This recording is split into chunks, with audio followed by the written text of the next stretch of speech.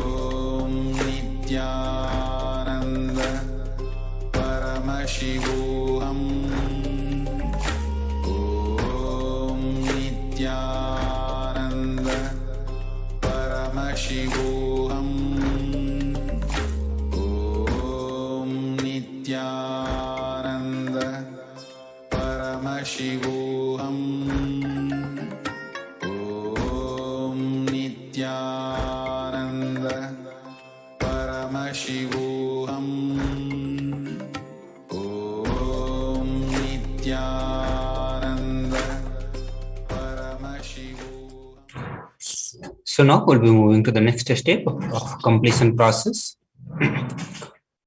the grace of Guru. So with the deep devotion and oneness with the Guru, you can complete with all the binding cognitions on the wealth and manifest the life with prosperity and abundance. The Shastra Pramana, this is from Sri Guru Gita, where Bhagavan Paramashiva says, the syllable Go is the darkness and the syllable Ru is said to be light.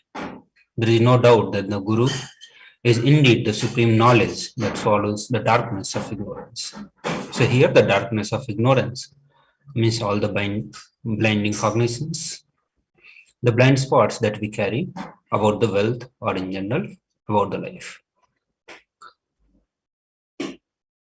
So always remember the Guru's form, constantly repeat the divine name given by the Guru, always follow the Guru's command, think of nothing other than the Guru. Further, Bhagavan Paramashiva says, out of compassion for you, I shall tell you how the embodied soul becomes Brahman, having been purified of all the sins by serving the feet of Guru. The Guru is not a Vyakti. The person, as we imagine, is a Tattva principle.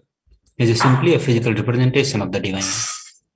In the Vedic tradition, the spiritual teacher, the Guru, is more important than the God itself. God is always and everywhere, but it is the Guru who opens the disciple's eye to the existence of God. Guru is the doorway to one's own experience of the divine. Guru exists as embodiment of the God, and the God is the unmanifest form of the Guru.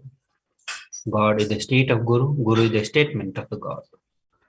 Gurus are the manifest of Paramashiva, and the Paramashiva is the unmanifest existence of the Guru. Guru Bhakti is intense, pure existential energy which can liberate us from all the unknown, known, unnecessary delusions.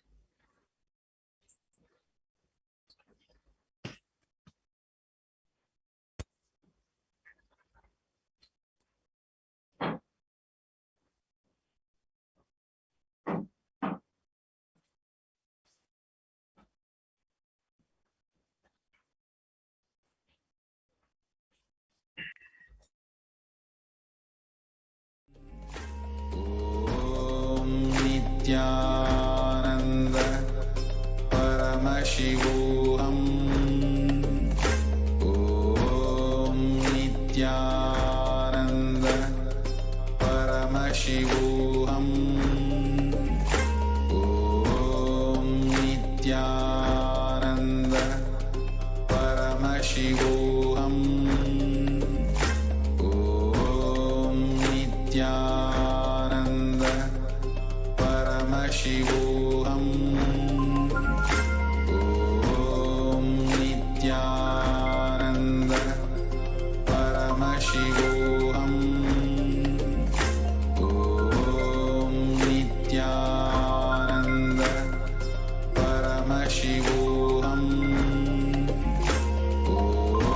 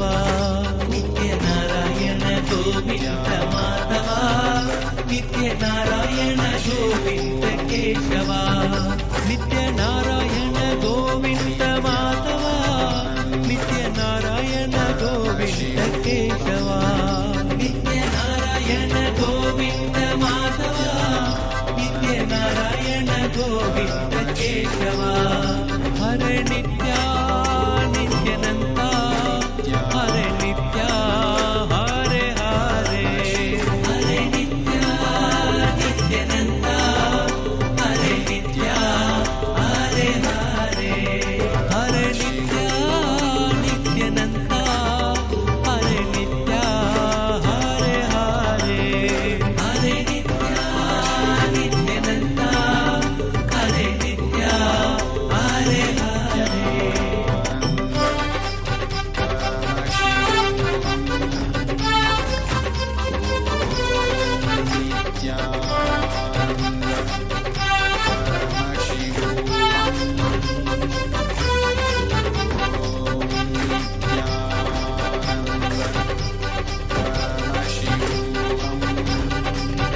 नित्यनारायण Govind Madhava नित्यनारायण Govind केशवा नित्यनारायण गोविन्द माधवा नित्यनारायण गोविन्द केशवा नित्यनारायण गोविन्द माधवा नित्यनारायण गोविन्द केशवा नित्यनारायण गोविन्द माधवा नित्यनारायण गोविन्द केशवा नित्यनारायण गोविन्द माधवा नित्यनारायण गोविन्द केशवा नित्यनारायण गोविन्द माधवा शिवोऽहम्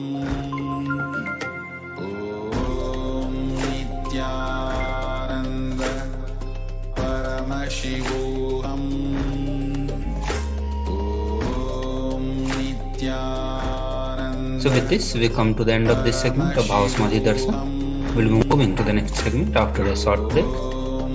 Please stay tuned.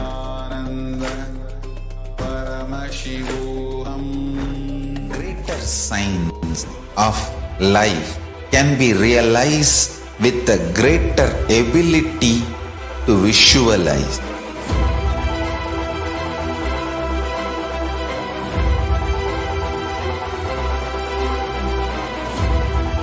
Greater science is the equivalent word for Hinduism.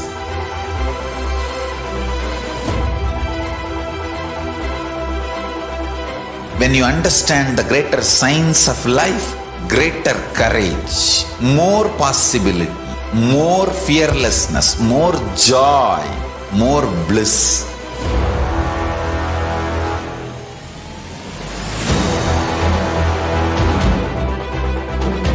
When you visualize Paramashiva with 25 heads, 75 eyes, 50 hands, your consciousness becomes ferocious, and that ability to visualize, you will get involved in everything deeply.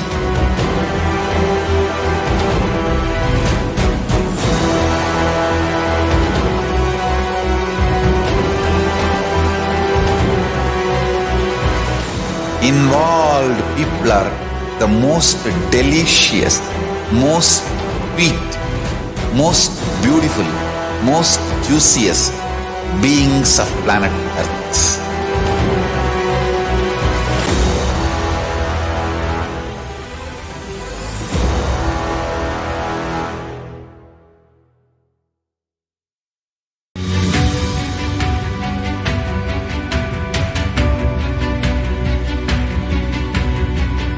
The moment you decide, your consciousness is the supreme identity you have. You will not empower your depression, your frustration,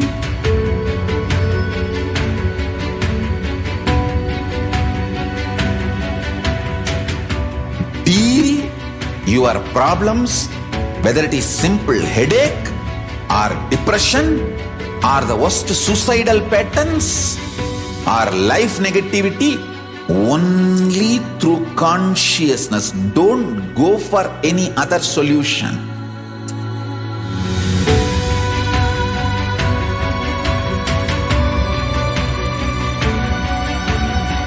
Don't keep stupid, toxic, life negative struggles inside.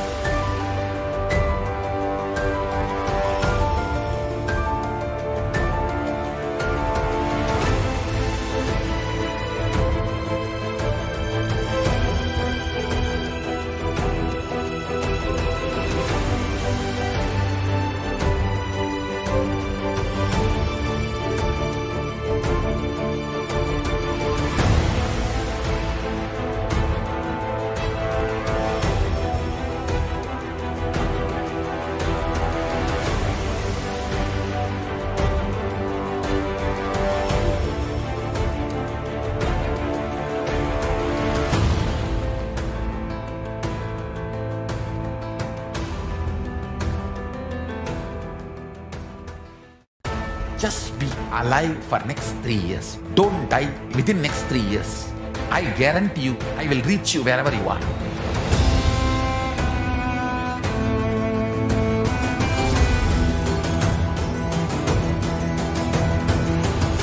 Be alive, somehow be alive for next 3 years. I will reach you wherever you are, whichever corner of the world you may be. I will reach you with enlightenment. It's my commitment to humanity.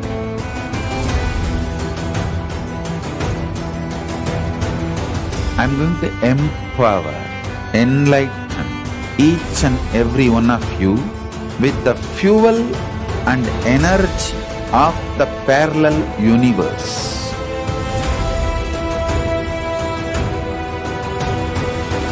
I'll infuse this intense supernal effulgence DNA, Tejas, Ojas, Kundalini Shakti into your spine to consciously lift you to KAILASA.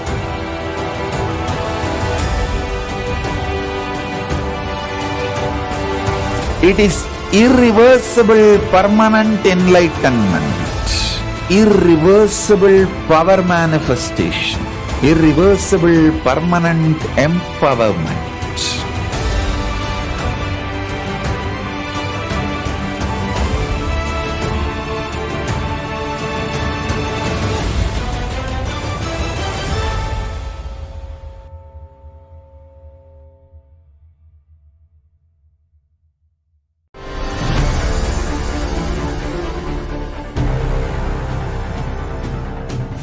Time itself is nothing but your decision to struggle with the same rut.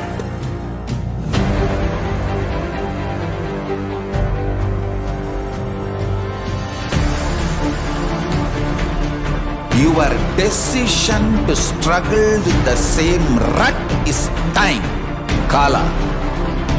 Your decision to swallow time is Kala Bhairava.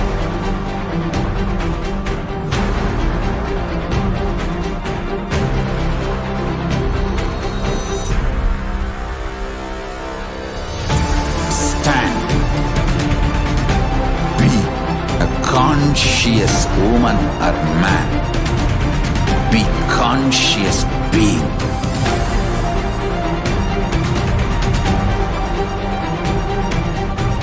Shrink the time through conscious will persistence. Make the future into present by being ferocious with yourself.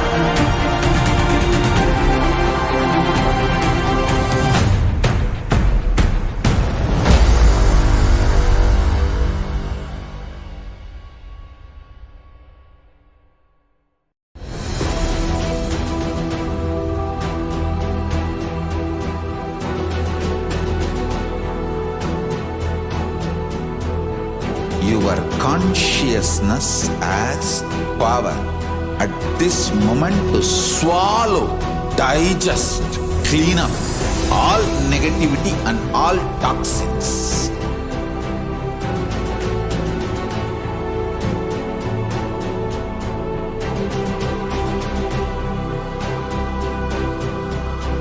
Develop a powerful will persistence. That's the most important asset for life.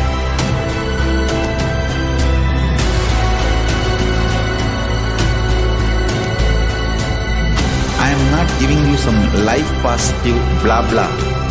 I am giving you the facts of life. I am triggering your consciousness.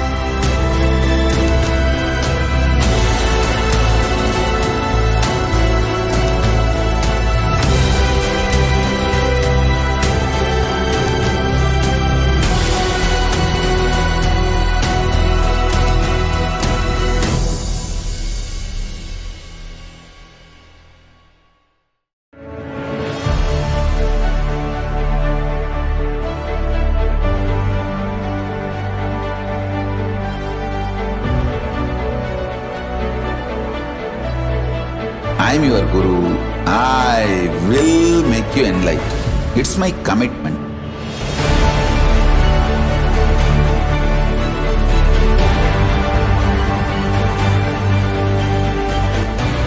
Till you become Paramashiva, I won't rest. Don't worry at all.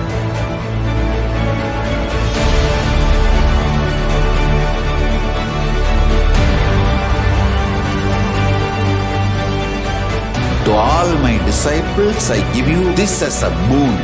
I'll swallow everything with which you are stuck and liberate you all.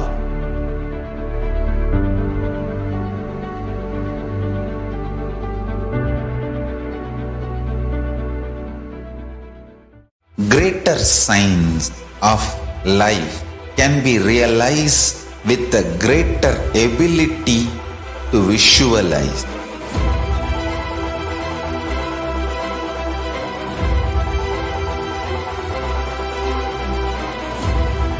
Greater science is the equivalent word for Hinduism.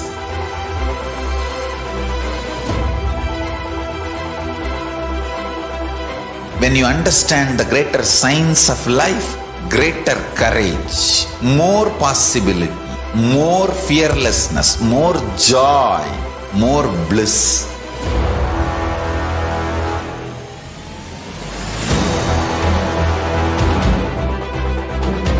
When you visualize Paramashiva with 25 heads, 75 eyes, 50 hands, your consciousness becomes ferocious, and that ability to visualize, you will get involved in everything deeply.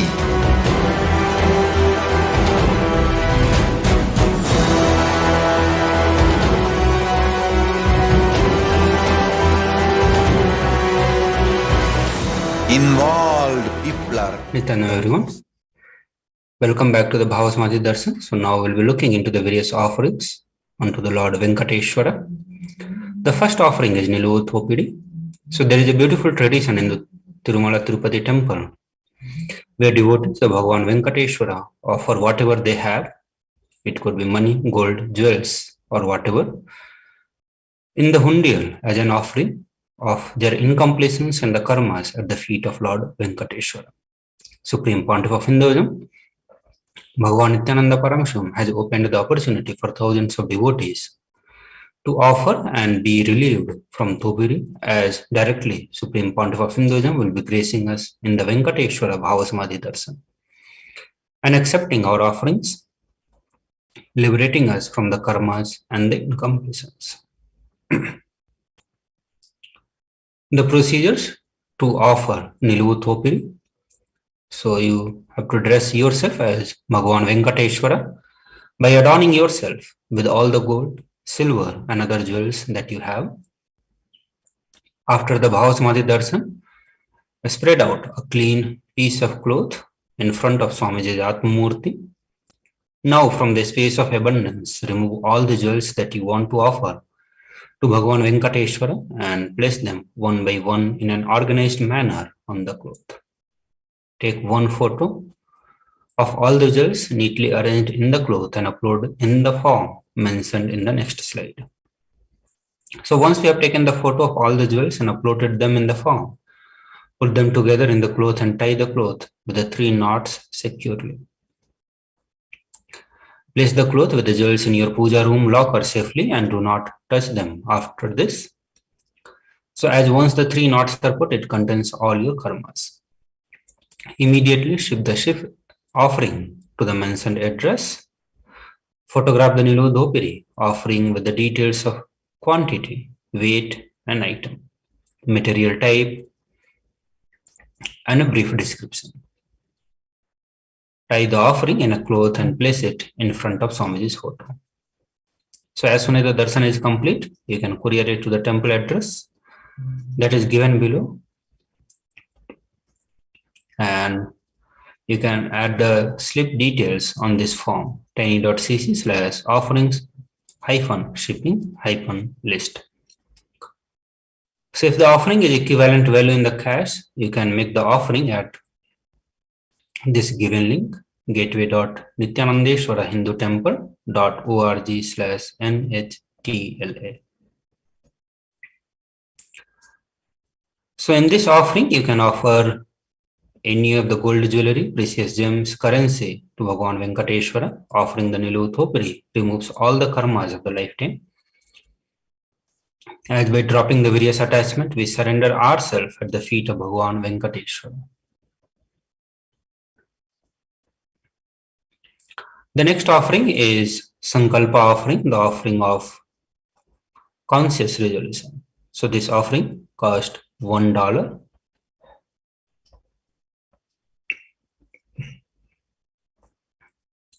So offering of the Sankalpa, the conscious resolution, blesses the person offering with all the fruition of desires and wishes that he is yearning for.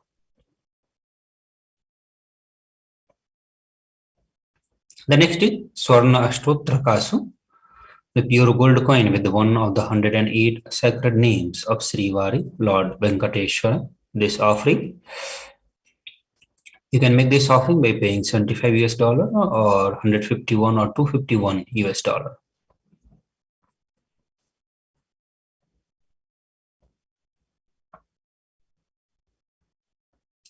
So offering of the Sankalpa, the conscious resolution, blesses the person offering with all the fruition of the desires and wishes that he is yearning for. The next is Swarna Tulsi Patram. The Supreme Lord is causelessly merciful upon his devotee, so much so that even the poorest of man can offer him a little water and a flower in devotion and thus please him. This is due to his affectionate dealings with the devotees. So offering, you can offer a Tulsi with pure love to receive his grace forever. So Bhagavan Sri Krishna in Bhagavad Gita says, if one offers to me with a devotion, a leaf, a flower, a fruit, or even water, I delightfully partake of that article offered with love by my devotees in the pure consciousness. So you can offer a gold flower to last eternally in the oneness with the avatar. The next offering is gold touring, and you can offer this seva by paying $750.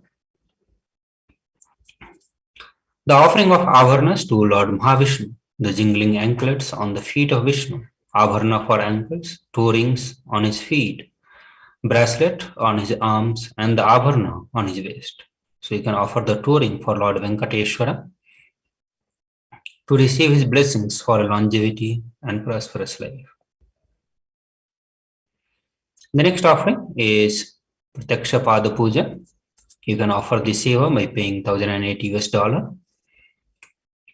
The Guru Gita verse 45 says, where Paramashiva says, I worship the Guru's 2 feet, which are within the reach of the speech, thought, and contemplations,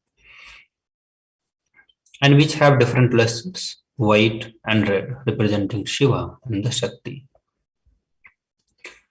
So you can offer the Pratyaksha Pada Puja to clear your karmas, to remove any obstacles in the path of your enlightenment, and express gratitude, strengthen your feeling connection with the Guru, manifest auspiciousness in all the dimensions of life, whether it is health, wealth, and relationships. The next offering is offering of Vastra Seva, offering sacred clothing to Lord Venkateshwara. Traditionally, this seva is offered for better physical and mental well-being and healing from any illnesses. The next is Guru Dakshina, a traditional offering of any amount. So when you are devoted and in oneness, the Guru gives the mantra. Therefore, one should offer the wealth and even with his life, life to him with the devotions. This is from Kularno Tantra, 12th chapter, verse 18. The next offering is offering of e-hundi. So you can donate at your capacity and wish for Bhagavan Venkateshwara. So these are the various offerings that we presented here. You can offer any one or any other combinations of seva to Lord Venkateshwara to receive his grace and blessings. To register for all this offering, you can visit the link tiny.cc/Bhava Samadhi. And once you are ready for the payment, you can directly go to the payment and go to tiny.cc/BSD-Sevas-1 Once you are done with the payment, you need to submit your details of the payment. And you can do so by visiting tiny.cc/Sankalpa2021. So with this, we come to this end of segment of this part of Bhava Samadhi Darshan. We will be moving to the next part after a short break. Please stay tuned. Greater signs of life can be realized with a greater ability to visualize.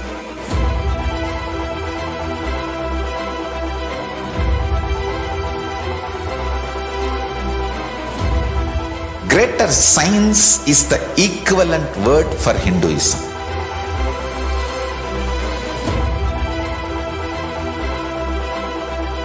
When you understand the greater science of life, greater courage, more possibility, more fearlessness, more joy, more bliss.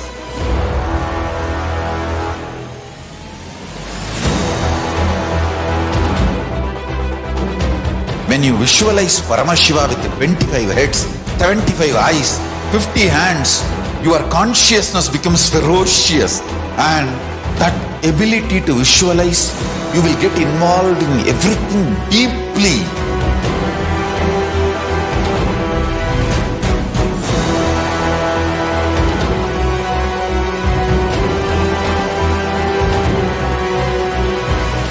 Involved people are the most delicious, most sweet, most beautiful, most juiciest beings of planet Earth.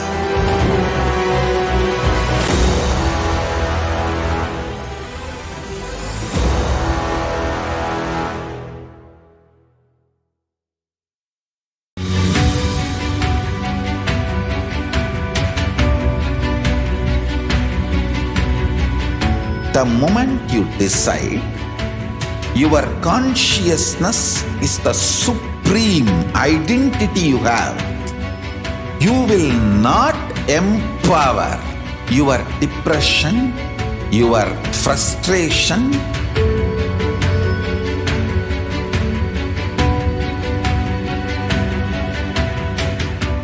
deal your problems, whether it is simple headache or depression or the worst suicidal patterns or life negativity, only through consciousness. Don't go for any other solution.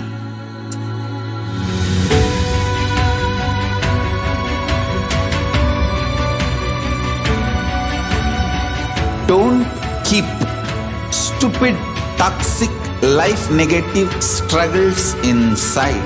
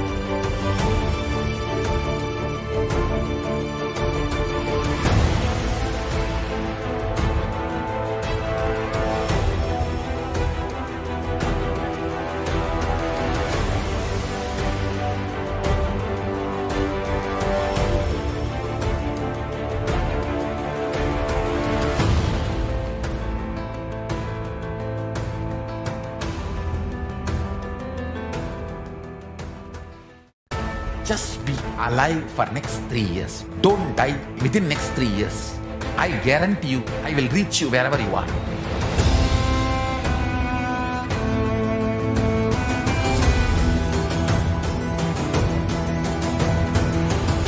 Be alive, somehow be alive for next 3 years. I will reach you wherever you are.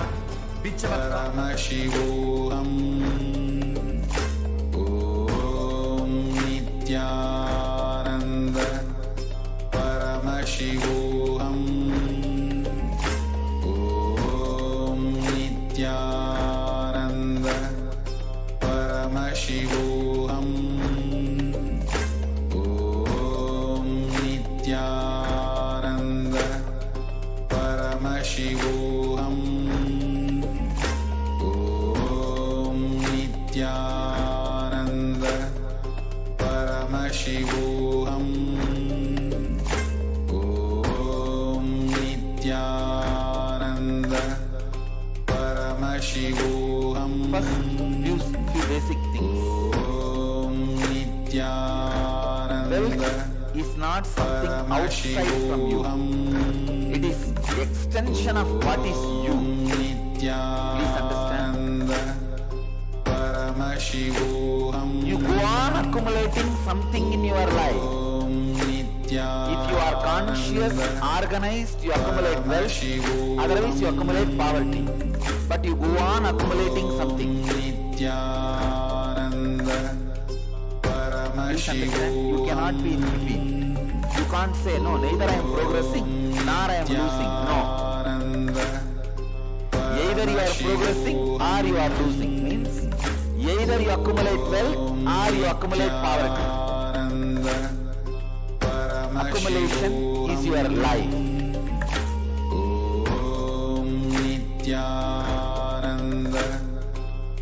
Wealth is not something outside you. It is extension of you. What you feel about life, what you feel about you. All these ideas only decide whether wealth is going to be around you or not. People usually ask me, why is Swami teaching about wealth to us? Who else you think should teach? Only a Swami can teach, I tell you. Because your concepts about you plays a major role whether you are going to have wealth or not. There are so many researchers. I can quote one research to give you an example. Ohio State University, Sociology Department example. How a religious beliefs of person directly affects his wealth, accumulation of wealth. The results of the survey are really shocking. I'll give you some of the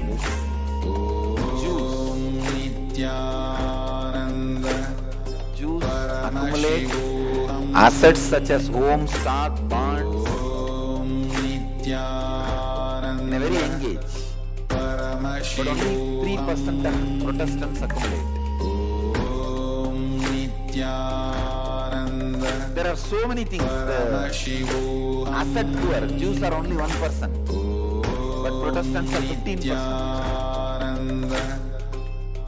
Some 20 details. Average income of a Jew is 4 times more than an average income of a Catholic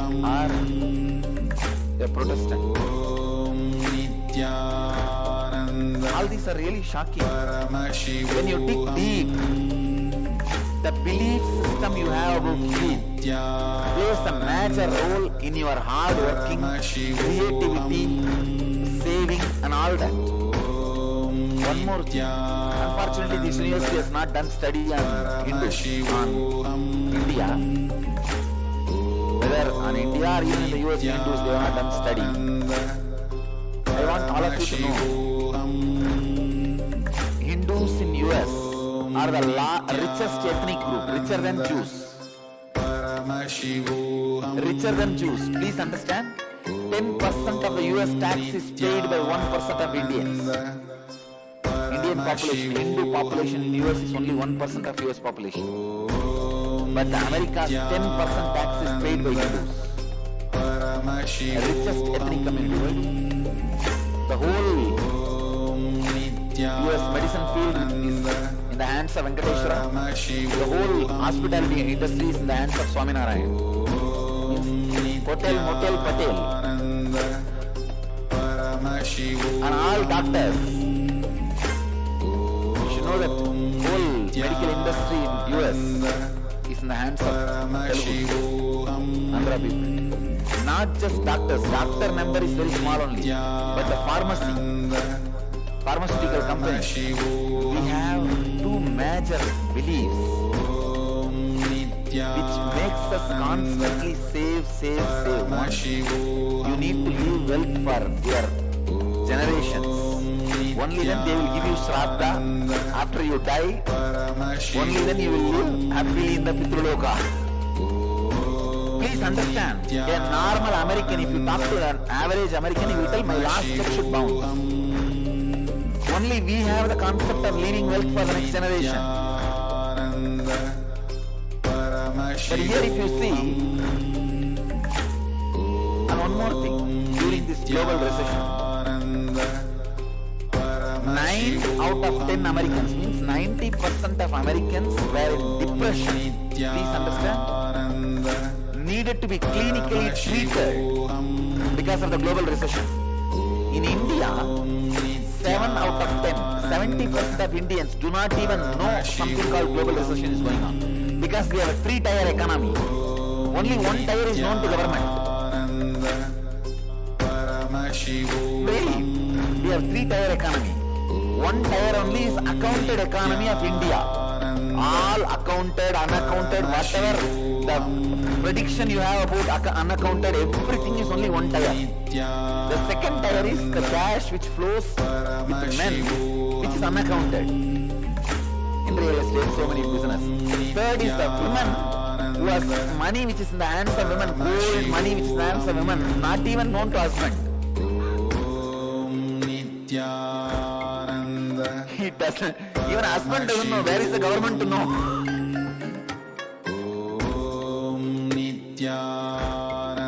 We have a 3-tier economy. That is why the global recession could not touch India. Because all recession can happen only in 1 tier. This 2 tier is completely unaccounted. Anyhow,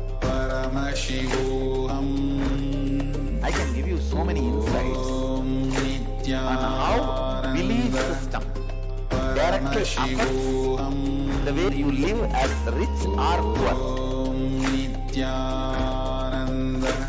Now, basically I want you to understand, if you are not attracting wealth around you, if you are living in a consciousness not enough, there is something seriously wrong with your being. Work on that first. Work on that first.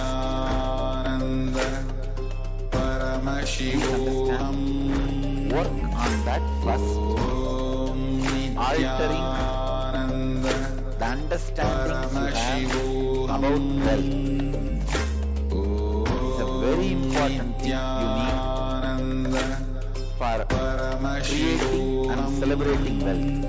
Please understand. Grabbing is completely wrong. I am not teaching grabbing. I am teaching creating. To keep the public attention diverted. I am not asking you to become grabbers. No. Creators are totally different from grabbers. Here I am asking you to become a creator.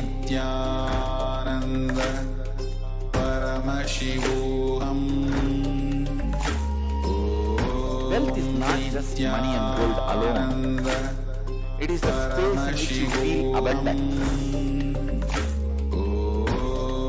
I am not saying without money and gold start feeling abundance. Have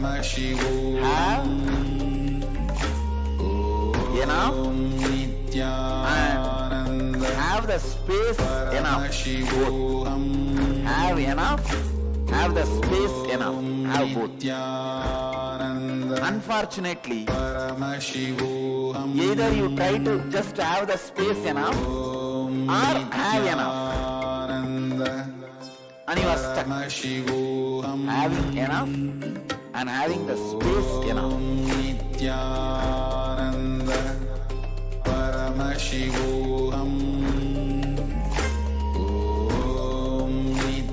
What do I mean exactly by creating, by the word creating wealthy consciousness? See, here I am giving you a word, wealth consciousness. I mean few things. First, removing the self-contradicting desires of your inner space. Morning, you feel like you want to work, make $1 billion and become a big boss of a company. Evening, you feel like dropping everything and going and lying down in a beach and having a cake. See, one side, you enjoy the busy life. The other side, your mind just wants to get rid of everything. This constant oscillation, not having clarity, not having stability, Nithyananda Paramashivoham. Continuously not having stability makes you lose faith on you. You can see many times. When you make decisions, you yourself feel, oh, I'll make this decision. But after 2 days, I myself may repent. Why unnecessarily? Wait. Let's wait. First step we are going to do is removing conflicting, contradicting, complicating desires of your mind. Please understand, conflicting. Morning you want to do one thing, evening you want to do something completely opposite. That is conflict. Second, contradicting.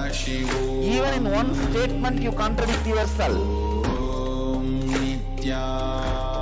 I have seen sometimes people come and tell me, my headache should get cured. The more and more number of times you tell, my headache should get cured, my headache should get cured, you are strengthening your headache inside.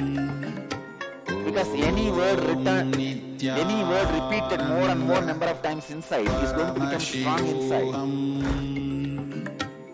When you say more and more number of times, my headache should get cured, my headache should get cured, I should get rid of headache, what happens? Headache becomes more stronger in you. More number of times you remember the headache. Many times you strengthen your enemy inside you by repeating him in you.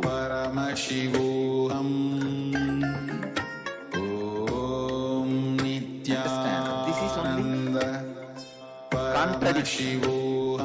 Conflict means feeling different things at different times, not having clarity.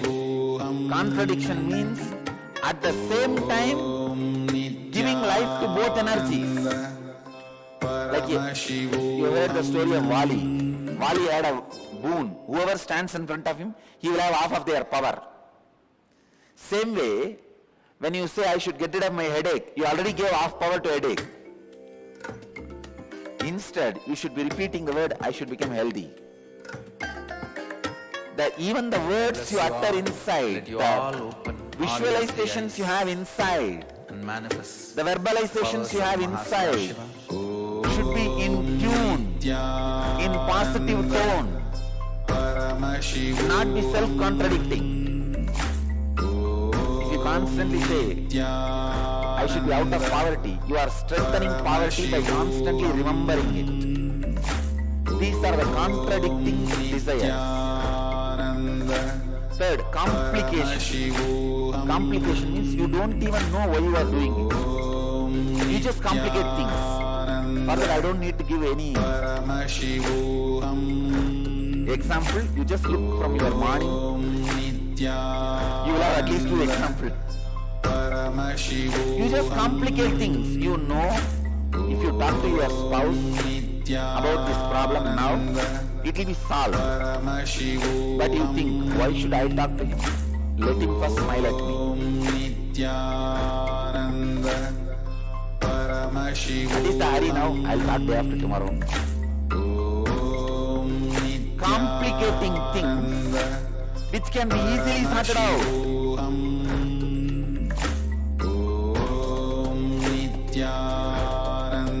Many of your desires, your movements, your actions, you complicate. Because you have a prejudice, it cannot be solved.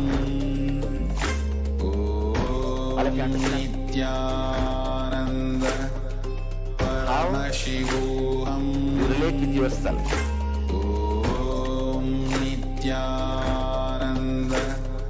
Paramashivoham. Nithyananda Paramashivoham.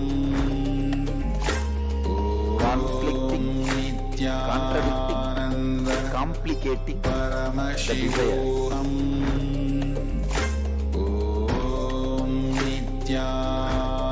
I also wanted you to understand how you relate with yourself.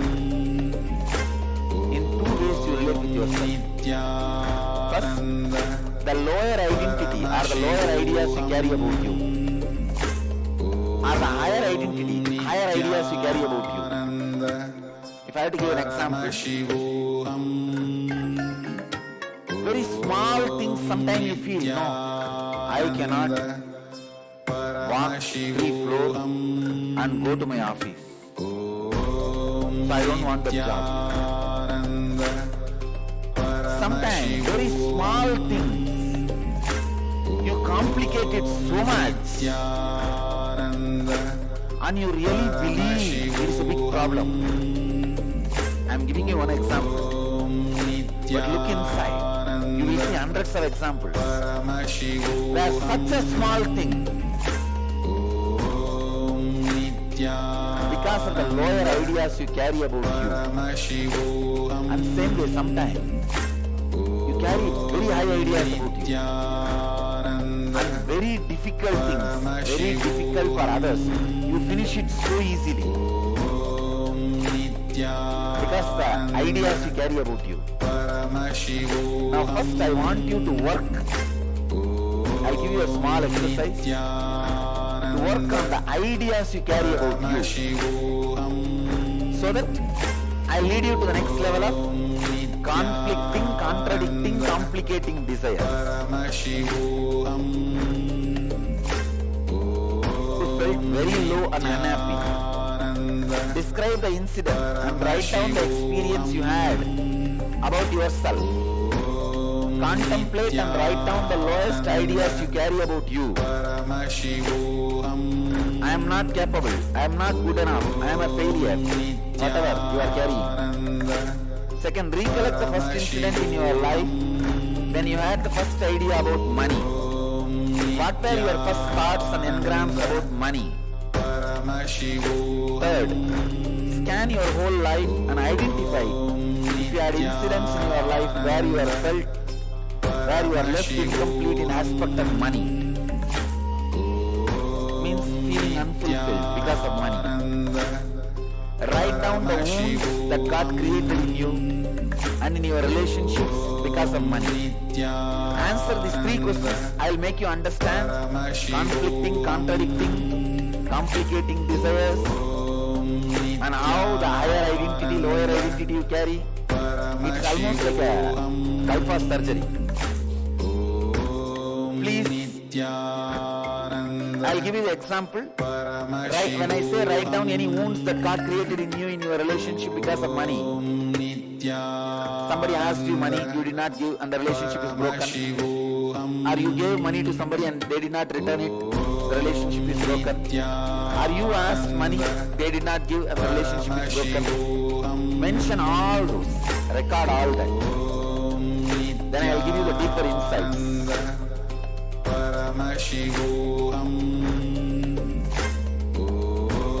First step, please understand. Stand, legs wide apart, at least 2 feet gap between the legs. Let me completely give the instruction. Inhale as slowly as possible. When you finished inhaling, hold as long as possible. Then exhale as slowly as possible. After completely exhaling, hold as long as possible your lungs empty. Inhaling as slowly as possible, holding as long as possible, exhaling as slowly as possible, holding the lungs empty as long as possible. All 4 actions slowly as long as possible. This is the first step. If you already have any heart problem like blood pressure, any other heart conditions, please don't do this kriya. Others can do. It's the first process. Please start. I will guide you further in every level. Legs wide apart. 2 feet. This kriya is to break the patterns of suffering of money in you. Any pain, suffering related to money, The patterns will be broken. The Kriya, use both the hands, not only one hand. Use both the hands. Use both the thumbs. First inhale as slowly as possible. Hold as long as possible.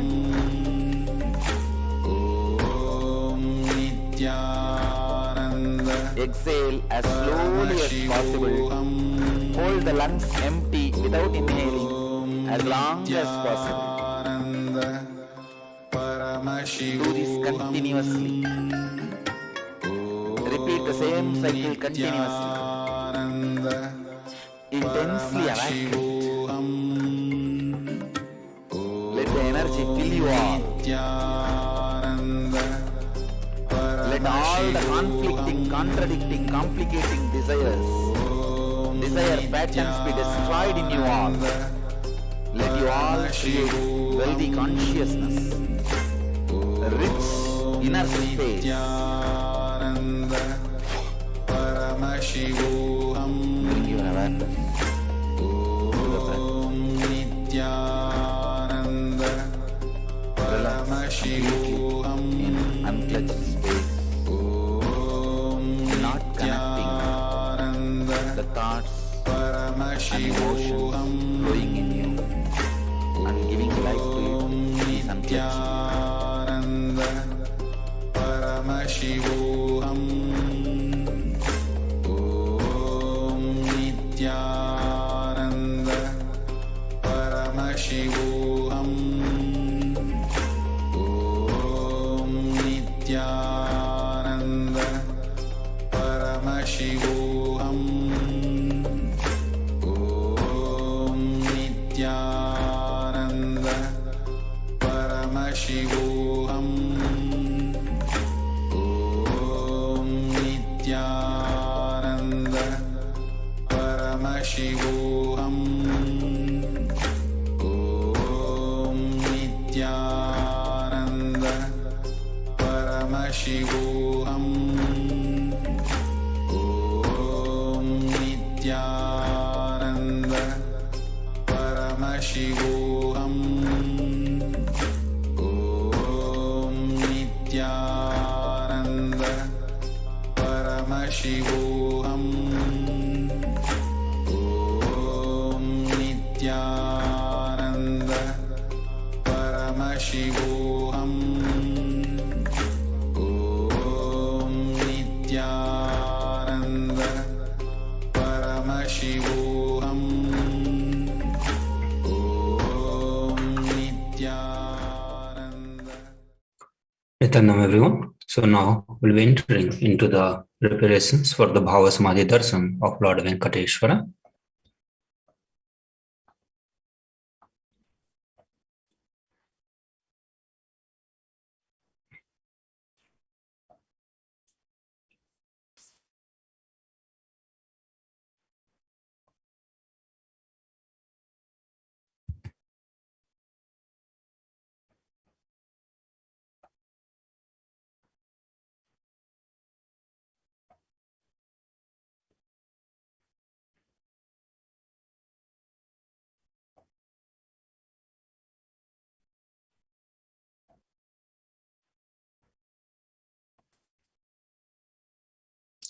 So Bhava is defined as directing and activating the emotional energy and the spiritual energy that is created through the meditation on the avatar.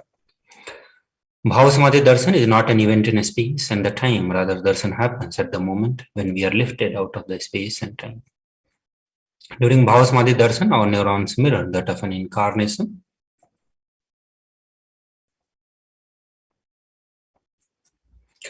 The brain neurons mirror, activate and process all the observed movements or the information of the avatar just by seeing and without the physical act of imitation.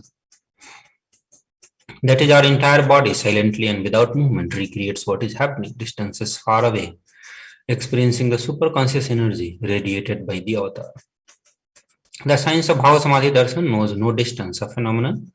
Modern science is just discovering and terms as the quantum tunneling. Our thoughts per second reduces significantly and we relax into the space beyond thoughts, becoming mentally at ease in coexisting dimensions beyond duality, unconditioned by the parameters of time and space. Bhava Samadhi Darshan is the science of Nijavatara, manifesting Paramashiva, the supreme consciousness, who expresses the being of Paramashiva through Divya Sharira and the manifested Nijavatara, the physical form, for all of us to experience Paramashiva. Devi Parashakti expresses through the being of Rajrajeshwari and manifested Nijavatara, the physical form, Devi Meenakshi.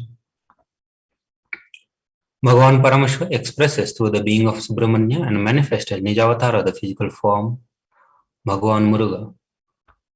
Bhagavan Paramashiva expresses being of Arunagiri Yogeshwara and manifested Nijavatara, the physical form, Supreme Pontiff of Hinduism, Bhagavan Nithyananda Paramashivam. Bhagavan Paramdhama expresses the being of Mahavishnu and manifests as Nijavatara, the physical form, Lord Venkateshwara.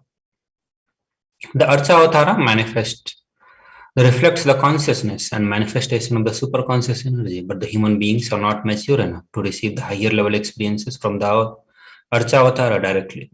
The avatar comes down to bridge the gap and create the experience of superconscious energy in all of us.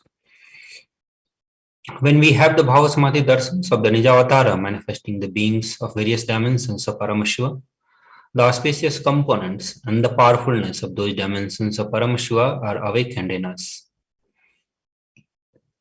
Dimension of Paramashiva manifesting in the Nijavatara for all of us to experience the same is Bhava Samadhi Darshan. Bhava Samadhi Darshan is the direct experience of causeless bliss. During Bhava Samadhi Darshan, our being comes alive and celebrates with the energy wave of existence. Our very muscles learn to imbibe and radiate Paramashiva.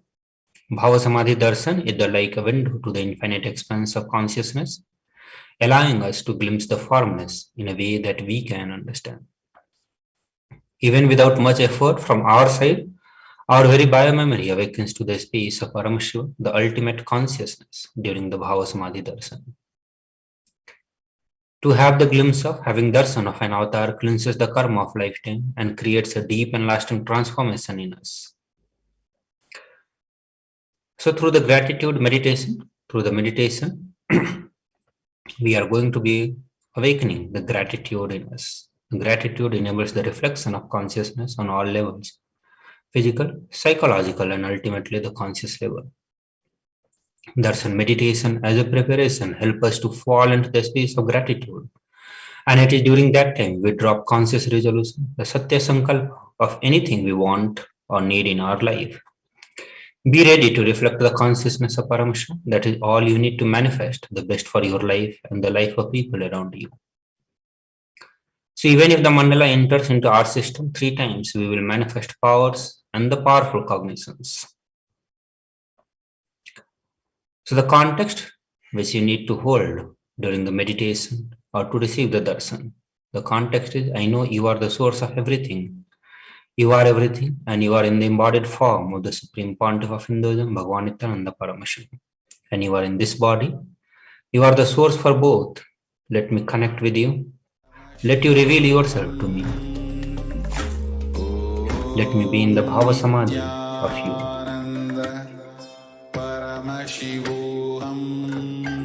So let's get ready. Let's request all of you to sit still. Close your eyes.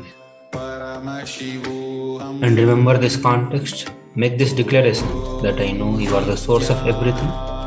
You are everything and you are in the embodied form of Supreme Pontiff of Hinduism, Bhagavan Nithyananda Paramashivam.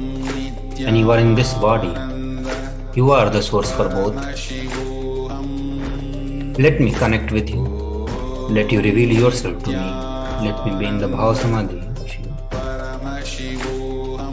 I request all of you to be seated in this Bhava with this context before we'll enter into the next segment. So we'll continue playing the Mahavakya. Please be seated into the meditation space, in the space to receive the Lord Venkateshwara and manifest the wealth consciousness in your life.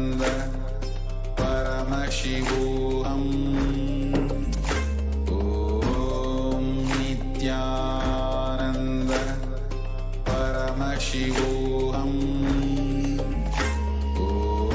Welcome back again. Let's go into the Paramashiva Dhyana mantra. Paramashivoham. Nithyanandam Paramasukadam Kevalam Jnanamurtim Brahmadidam Ganasursham Tattanasyadiriksham Ekam Nityam Vimalamachalam Sarvadi Sakshibhutam Bhavatitam Trigunayitam Tatgurum Tam Nami. Paramashivoham. Om Nithyananda Paramashivoham. Om Nithyananda. Om Namo Pata Samasta Duvidakshe Dwara Bhagavat Shri Nithyananda Paramashiva Prityartham Asya Devadevasya Mahadevasya Akhilantakoti Brahmanda Nayakasya Sakala Jagat Srishti Sammar Stiro Bhava Anugrahakya Vanjakritya Parayanasya Adimatyandrahitasya Prameya Parakramasya Tattvartha Kocharasya Akara Ukara Makaratmaka Pranavatmakasya Vrishabharudasya Mahadevasya Kamikadi Vatulanta Mahatantrakya Saivaagamaswarupasya Sakalanika Mahagamaswarupasya Shuddhadvaita Saivaswarupasya Nithyananda Padastasya Nithyananda Swarupasya Shuddha Sachidananda Vigrahasya Rupa Rupadidasya Sakala Nishkala Swarupasya Nitya Nirindana Niramaya Nirvikara Kandadi Visheshanasya Shri Nithyananda Shri Parashakti Sameda Shri Nithyananda Shri Paramashivoham Shri Nithyananda Shri Parashakti Sameda Shri Nithyananda Shri Paramashivoham Avatara Bhutasya Sarvadeva Devi Swarupasya Bhagavataha Shri Nithyananda Paramashivoham Cha Prityartham Shubhe Shobhane Muhurte Adya Brahmanaha Ditya Parate Shri Shvetavaraha Kalpe Vayosvam Jai Ashtavanchitame Nitya Yuge Vadane Pade Jambo Dvive Bharata Varshe Bhagavad Kande Meraho Dakshine Parshve Shakabde Asmin Vardhamane Vyavaharike Bhavadinam Tishyaha Samvatsaranam Madhye Shvanama Samvatsare Shvayane Shvadito Shvamase Shvavakshe Shvadito Shvavasara Yuktayam Shvanakshatra Shvayoga Shvakarane Evam Gunavisheshana Vishishtayam Asyam Shvadito Adi KAILASE Kalparukshasya Adaha Nithyananda Nagare Smatasmatana Muktidayake Mahakshetre Namadeyasya Namyaha Chaidamanam Avayoho Tha Kutumbanam Bandhuvarganam Dayadivarganam Mitravarganam Shoravarganam Samesham Sarvabhishta Sadhyatam Sarvamangalavaptyartam Uttarottaravachinnastirakshaptyartam Kutumbe Sarvesham Sarvabhishta Sadhyatam Chintita Manoratavaptyartam Samesham Adi Vyadi Nivrityartam Samesham Sarvipadaparyantam Vidyamananam Sameshu Vangeshu Janita Nishyamana Sakalavida Nanavida Roganam Yabohartam Tadvara Arogadragad Apushvidyartam Samesham Parehi Atravischa Kritakarishma Sakalavida Mantra Yantravischa Durana Vichara Stambana Marana Ucharana Vidveshana Vashikarana Adi Mantrika Prayogebhya Rakshana Praptyartam Tadvara Samesham Sarvabhishta Satyartam Abhamritya Doshana Vrityartam Kalamritya Akalamritya Durmritya Vrityartam Samesham Antardrashti Bahidrashti Krura Drashti Vyapara Drashti Anukula Drashti Patikola Drashti Ityadi Sakala Vida Doshana Vrityartam Samesham Antarshastru Bahishastru Pura Shatru Vyapara Shatru Anukula Shatru Patikola Shatru Ityadi Sakala Vida Shatrupadana Vrityartam Samesham Matrasapadi Sakala Vida Sapanam Yapohanartam Anadi Avidyavasanaya Pravartamane Asmin Mahati Samsara Chakre Vichitrabhihi Karmagatibihi Vichitrasu Yonishu Punappunane Kadadinitva Kenapi Punyakarma Visheshana Bhagavataha Shri Nithyananda Paramashivasya Aparimitaya Kripaya Idanim Tana Manushya Janma Praptavatam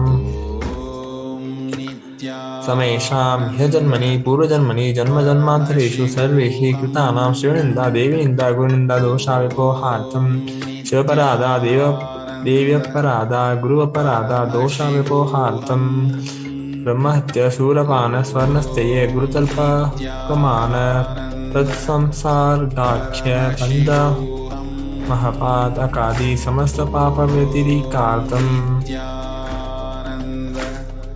अपि च सर्वैः भाले वयसि कौमारे यौवने वरदागे च जाग्रत्स्वप्नसुषुप्ति अवस्थासु कर्मेन्द्रिय ज्ञानेन्द्रिय व्यापारैः सम्भावितानां रहस्य कृतानां प्रकाशकृतानाम् अधिपादकानाम् उपपादकानां सङ्कलीकरणानां मलिनीकरणानां पात्रीकरणानां नदी भ्रंशकानां प्रकीर्णितानाम् एवं नवानां नवविधानां बहुविधानां सर्वेषां पापानां साध्याः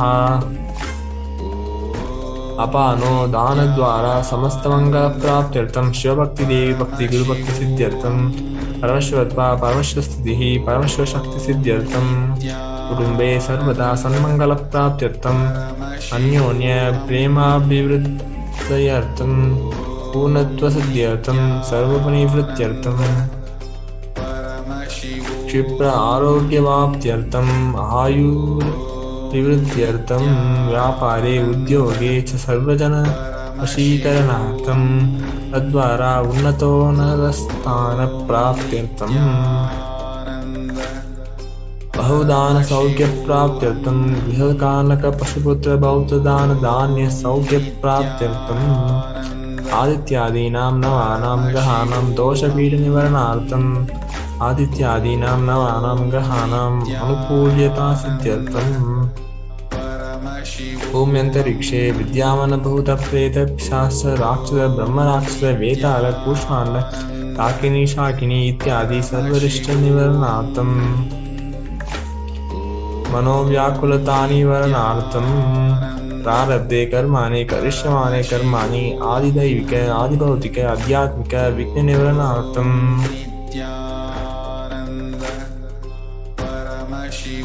समस्त नानिवरणार्थं धनलक्ष्मी दानलक्ष्मी संतानलक्ष्मी सौभाग्यलक्ष्मी विद्यालक्ष्मी सौर्यलक्ष्मी वीरलक्ष्मी विजयलक्ष्मी इत्यादि अष्टालक्ष्मी परिपूर्ण कृपा कटाक्षसिद्ध्यर्थम्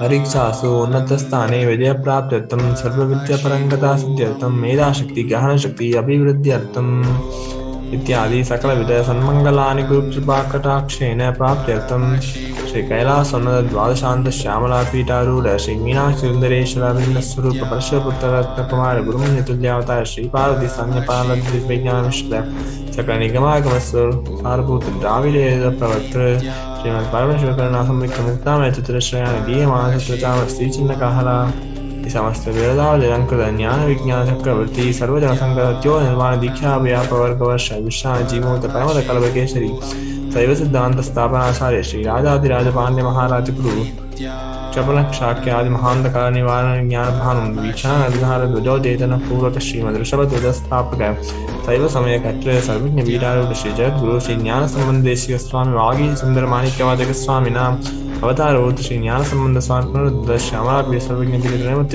ब्रह्महासन्निधान अरुणगिरि योगी परंपरागत अरुणाचल सर्वज्ञ पीठ ब्रह्महासन्निधान कैलास परंपरागत कांची कैलास सर्वज्ञ पीठ त्रयस्त्रंश उत्तर द्विशतम ब्रह्महासन्निधान नित्योत्सव नित्य मंगल नित्य कल्याण नित्य कैलास परंपरागत आदि कैलास नित्यानंद पीठ महासंस्थान पीठ कट साक्षात् श्री परमेश्वर समुद्भूत कैलास परंपरागत वयोस्वरूपमीक्षाक इष्टचंद्र भगीरथ श्रीरामचंद्र सूरसेन इत्यादि अनुवचन सार्वभौम चक्रवर्ती परंपरागत चतुष्षष्टि योगिनी वंदित चतुष्षष्टि संप्रदाय प्रवर्तक अनुधर्म शासन सूर्यवंश प्राप्त सूर्यवंश सर्वज्ञ वीरस्वांगी साम्राज्य मूलाभिदित चूड़ामणि साक्षात् श्री परमेश्वर समुद्भूत कपिल महागुरु पुनरुदित महानिर्वाण पीठ अष्टोदश श्री महामंडलेश्वर साक्षात् श्री परमेश्वर सिंहासनाभिषिक्त समस्त गणनायक श्री महागणपति समारंभ अनुवचन पीठाधीश्वर गुरु परंपरा प्राप्त अटल पीठ अष्टोदशाश्रतम श्री अटल पीठाधीश्वर धर्म मुक्ति स्वर्ग स्वर्ण पीठ त्रयोविंश गुरु महासन्निधान कैलास परंपरागत आदिपीठ सर्वज्ञ पीठ जगत गुरु श्री कैलास पुनरुद्धारक श्री कैलास परमाचार्य श्रीमद परमहंस परिव्राजकाचार्य सच्चिदानंद प्रणस्वरूपस्य श्रोत्रिय ब्रह्मनिष्ठ श्रीमद जगद्गुरु श्री श्री भगवत श्री नित्यानंद परमेश्वर श्री ज्ञान संबंधित परमाचार्य स्वामिनां प्रीत्यर्थं तेषां पादारविन्दयोः भक्तिसिद्ध्यर्थं गुरुकृपाकटाक्षसिद्ध्यर्थं क्षेमस्थैर्य वीर्य विजय आयुरारोग्य ऐश्वर्याणाम् अभिवृद्ध्यर्थं धर्मार्थकामोक्तद्विधफलपुरुषार्थसिद्ध्यर्थं समस्तदुरितोपशान्त्यर्थं समस्तमङ्गलवाप्त्यर्थं भगवत् श्रीनित्यानन्द परमेश्वरप्रसादेन सकुटुम्बस्य ज्ञानवैराग्यजीवन्मुक्तिप्राप्त्यर्थं च श्रीनित्यानन्देश्वरी पराशक्ति समेत श्रीनित्यानन्देश्वर परमेश्वरस्य श्रीनित्यानन्देश्वरी पराशक्ति समेत श्रीनित्यानन्देश्वर परमेश्वर अवतारभूत सर्वदेव देवी स्वरूपस्य भगवतः श्रीनित्यानन्द परमशिवस्य च ध्यान षोडश उपचार सर्वोपचार अर्चनाराधन पूजा प्रार्थना करिष्ये। ओम आनंदगंधनिलयाय नमः। ओम भवरोगभेषजाय नमः। ओम कल्पतरवे नमः। ओम पशुपते नमः। ओम पाशविमोचकाय नमः। ओम स्थपनदायकाय नमः। ओम भाग्यवृद्धिपरिवर्तकाय नमः। ओम आदिव्याधि विनाशकाय नमः। ओम समस्त कल्याण गुणाविताय नमः। ओम मिलदिपुरीशाय नमः। ओम श्री कैलासपते नमः। ओम शिवशक्ति स्वरूपाय नमः। ओम श्री नित्यानंदाय नमः। ओम शिवाय नमः। ओम श्री नित्यानंदेश्वरी पराशक्ति समेत श्री नित्यानंदेश्वरी परमशिवाय नमः। ओम श्री नित्यानंदेश्वरी पराशक्ति समेत श्री नित्यानंदेश्वरी परमशिव अवतारभूत सर्वदेव देवी स्वरूपाय श्री श्री भगवत श्री नित्यानंद परमेश्वर श्री ज्ञान संबंधेश्वर परमाचार्य स्वामी नमः। ओम Nityanandam Paramashivoham. Om Nithyananda Paramashivoham. Om Nithyananda Paramashivoham. Om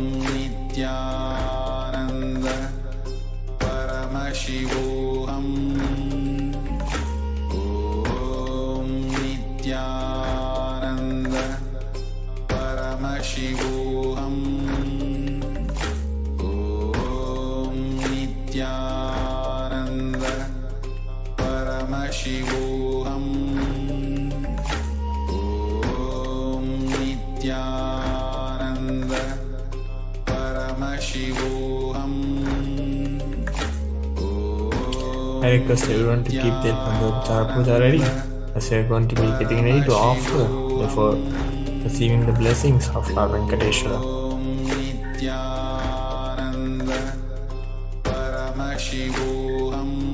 The first offering is Gandha. Now please take the sandal paste in your hands and offer it to Bhagavan Venkateshwara along with the mantra. Om Gandhadvaram Duran Darsham Nityapushtam Kirishini Ishvaigum Sarvabhutanam Brahmiho Bhakveshriyam Gandhan Dharayami. The next offering is Pushpa. Now please take some flowers and with sandal paste in your hands and offer the flowers to Bhagavan Venkateshwara along with the mantra. Om Yopam Pushpam Veda Pushpavan Pajavahan Pushpaman Bhavati Chandramavapam Pushpavan Pajavahan Pushpaman Bhavati Evam Veda Yopam Aitanam Veda Aitanavan Bhavati Pushpaihi Pudayami. The next offering is Dhupa. Now please take the incense stick in your hands and slowly wave towards Bhagavan Venkateshwara along with the mantra. And please ring the bell as you do so. Om Durasi Dura Durandam Durvathayo Osman Duratitam Du Urvayam Mayam Duramastam Devanamasi Dashnidamam Papridamam Dushadamam Annitamam Devahotamam Tamasi Avidam Vigumassamahva Amitlasetva Prekshema Virmasam Viktamatva Gimchisham Rupam Magrapayami. The Deepaha. The next offering is Deepa. Take the lamp in your hands and slowly wave towards Bhagavan Venkateshwara along with the mantra and please ring the bell as you do so. Om Buddhi Epyasvajjata Vedo Pakindritam Mama Vasogasta Mahima Adjivanam Adishodisha Manavikam Sijjata Vedo Kamashambra Sanjagate Abhibalak Nagesha Kripateya Deepam Sandarshayami.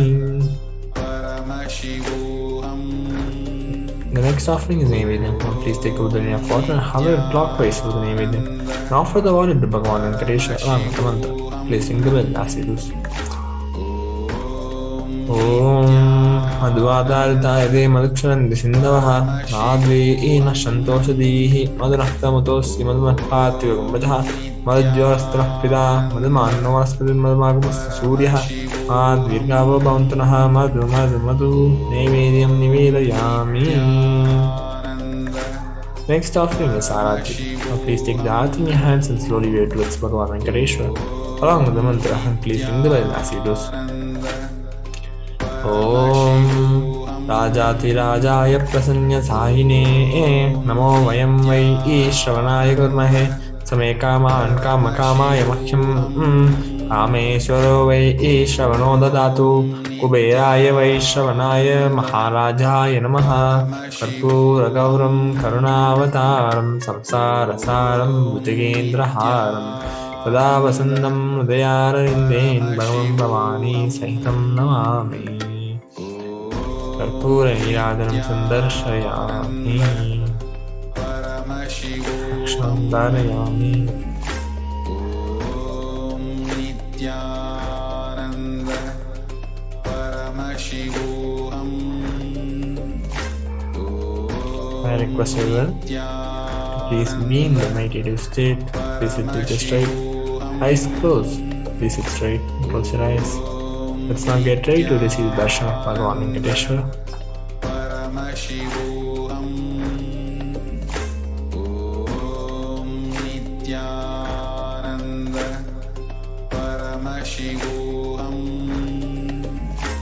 Om Nithyananda. Connecting with the divine with your eyes closed is meditation. Connecting with the divine with your eyes open is darshan. Come, let us all now move from meditation to darshan. Slowly, very slowly, please open your eyes. ఏడుకుంటలవాడా Venkataramana Govinda Govinda ఆపద ముక్కులవాడా నాథరక్షక గోవింద గోవింద ఏడుకుంటలవాడా వెంకటరమణ గోవింద గోవింద ఆపద ముక్కులవాడా నాథరక్షక గోవింద గోవింద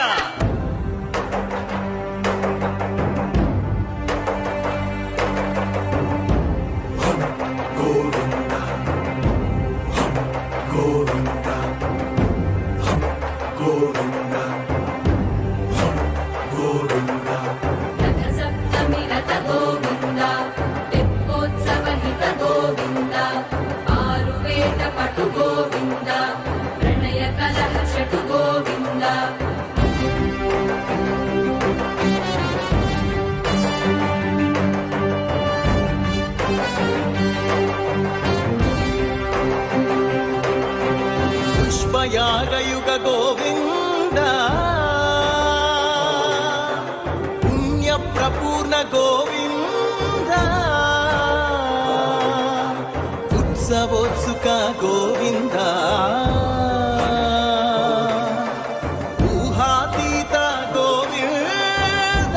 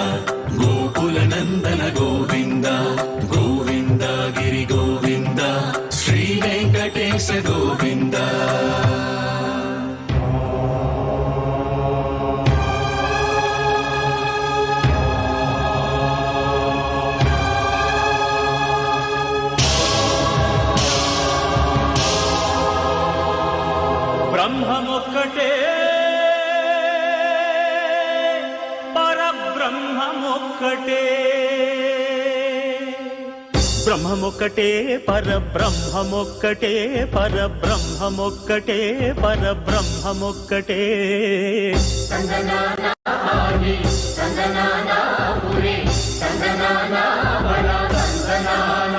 పరబ్రహ్మమొక్కటే పరబ్రహ్మమొక్కటే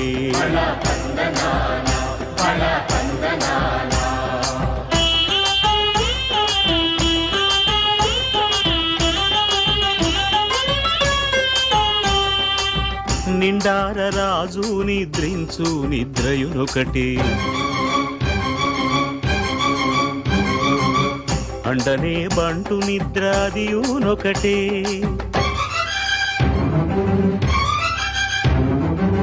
మెండైన బ్రాహ్మణుడు మెట్టు భూమి ఒకటే మెండైన బ్రాహ్మణుడు మెట్టు భూమి ఒకటే చండాలుడుండేటి సరి భూమి ఒకటే బ్రహ్మమొక్కటే పరమొక్కటే పరబ్రహ్మమొక్కటే పరబ్రహ్మమొక్కటే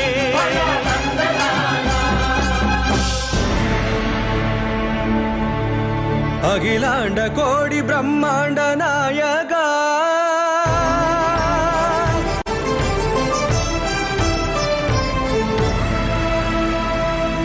ఆనంద నిలయ వర పరిపాలగా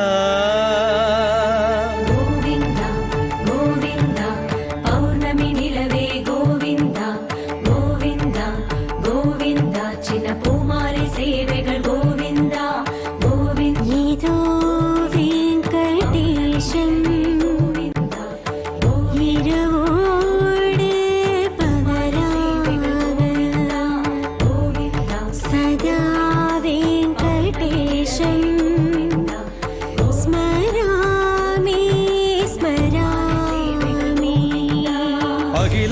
కోడి బ్రహ్మాండ నాయగా ఆనంద నిలయ వర పరిపాలగా శ్రీ వెంకటేశ శృతి సంబంధ సేవా భాగ్యం దేవి ముకుంద అఖిలాండ కోడి బ్రహ్మాండ నాయగా ఆనంద నిలయ వర పరిపాలగా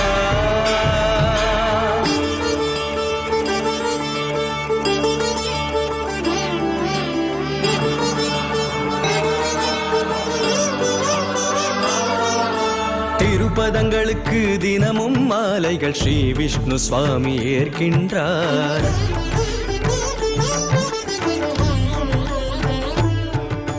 திருப்பதங்களுக்கு தினமும் மாலைகள் ஸ்ரீ விஷ்ணு சுவாமி ஏற்கின்றார் அதிர்கின்ற சங்கு சக்கரங்களே அழகாக திகழும் மாணிக்கமே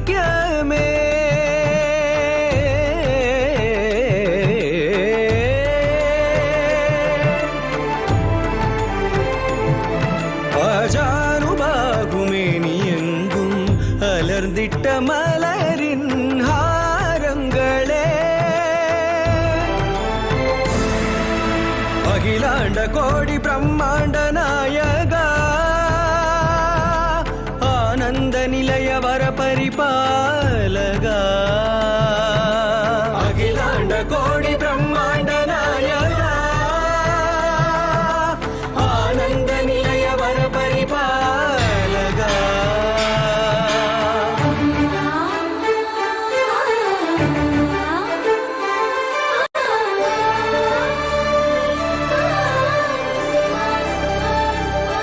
மல்லி கொடி மல்லி மதுர மந்தார மனோரஞ்சிதங்கள் செண்பக பாரிஜாத சாமந்தி தாவி பறிக்கின்ற சம்பங்கியே காலையில் தாமரை கனகாம்பரங்கள் பொன்னால் பூட்டி பூக்கள் சூடிய குலதெய்வம்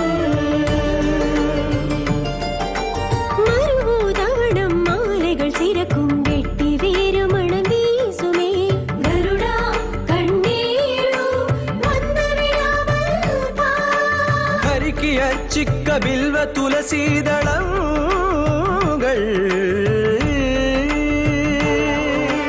உனக்காக பூத்தது, உன்னை பார்த்து சிரித்தது.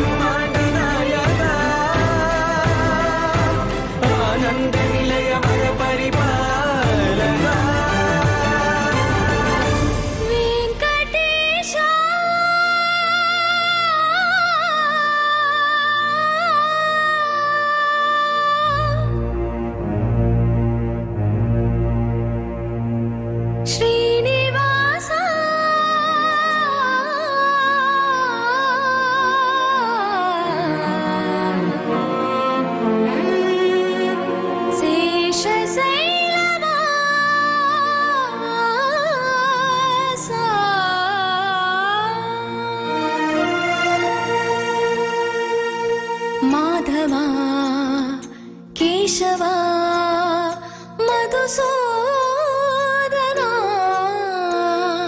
माधवा केशवा मधुसूदना, नंद नंदना नरहरि नारायण परमात्मा परंधाम परमानंदा, अच्युता अनंत गोविंदा, अच्युता अनंत गोविंदा, अणिवाग माधवने वेंकटेश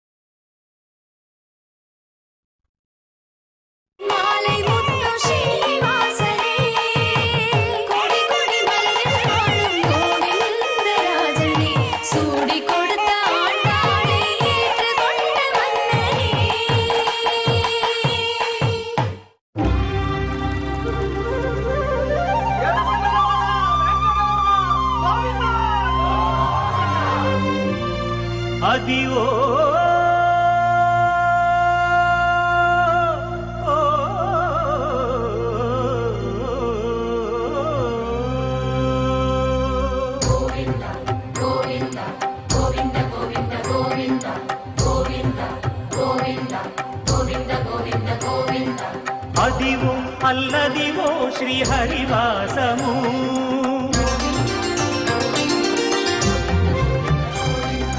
అదివో అల్లదివో శ్రీహరివాసము. 10,000 శేషుల పడగలమయము. అదివో అల్లదివో శ్రీహరివాసము. 10,000 శేషుల పడగలమయము. అదివో అల్లదివో శ్రీహరివాసము.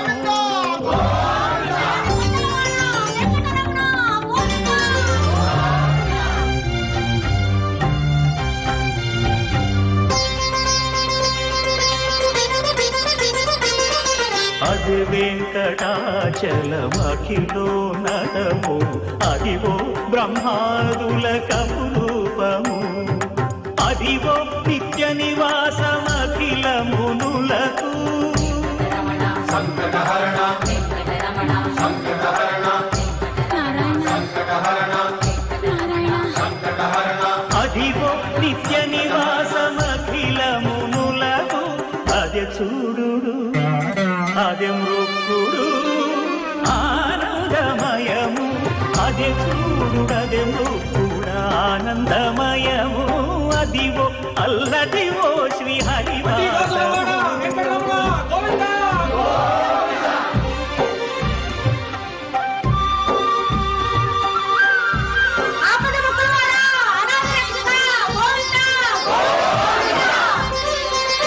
కైవల్య పరము వెంకటనగమదివో శ్రీ వెంకటపతికి సిరులైనది. భావింప సకల సంపద రూపమదివో.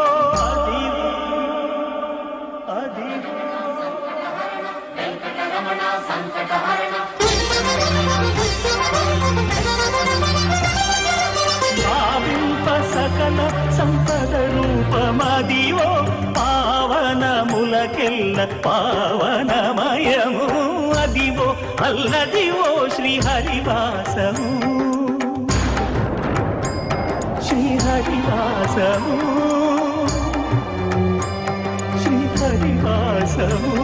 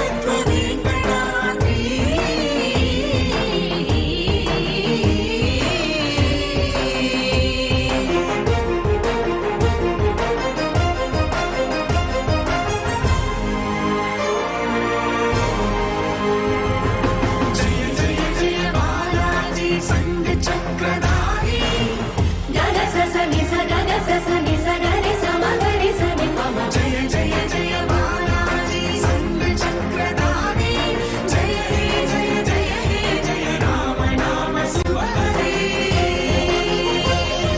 జయ హే జయ జయ హే జయ రామ నామ శివ హరే రామ నామ శివ హరే.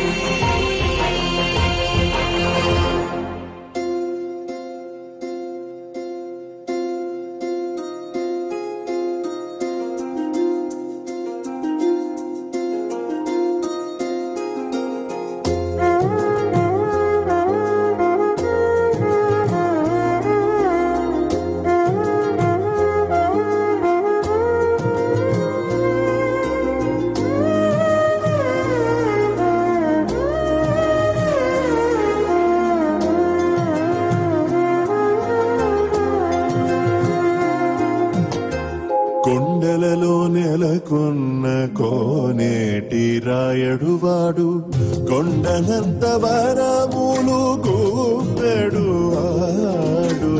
కొండలలో నెలకొన్న కోనేటి రాయడువాడు కొండనంత వరములు గూపెడువాడు. కొండలలో నెలకొన్న కోనేటి రాయడువాడు.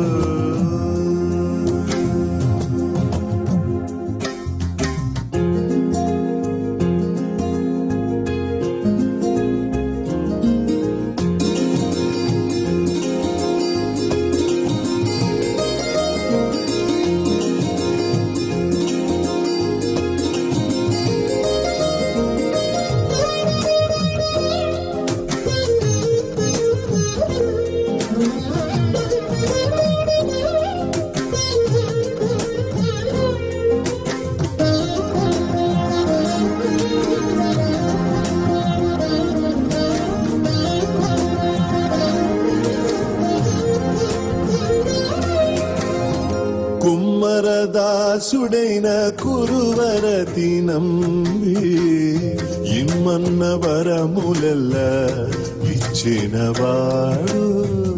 కుమ్మరదాసుడైన కురువరతి నంబి ఇమ్మన్న వరములెల్ల ఇచ్చినవాడు. దొమ్ములు చేసిన ఎన్ని తొండమాంచకురవర్తి దొమ్ములు చేసిన ఎన్ని తొండమాంచకురవర్తి నమ్మన్న చోటికి వచ్చి నమ్మినవాడు. దొమ్ములు చేసిన ఎన్ని తొండమాంచకురవర్తి రమ్మన్న చోటికి వచ్చి నమ్మినవాడు. కొండలలో నెలకొన్న కోనేటి రాయడువాడు కొండలంత వరములు గూపెడువాడు. కొండలలో నెలకొన్న కోనేటి రాయడువాడు.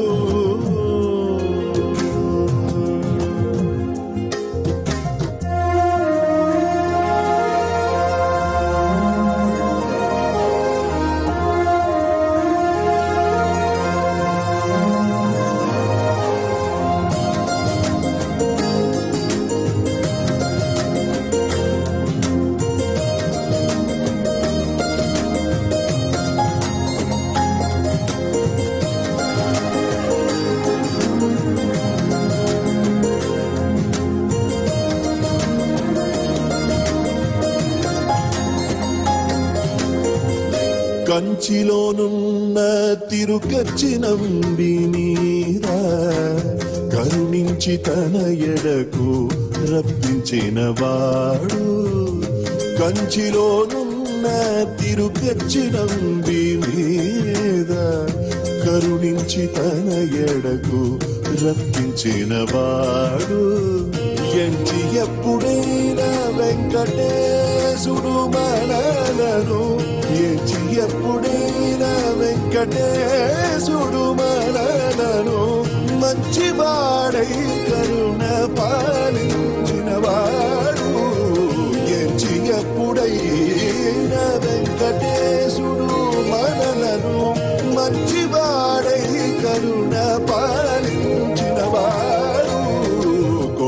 కొండలలో నెలకొన్న కోనేటి రాయడువాడు కొండలంత పరములు కూపెడువాడు కొండలలో నెలకొన్న కోనేటి రాయడువాడు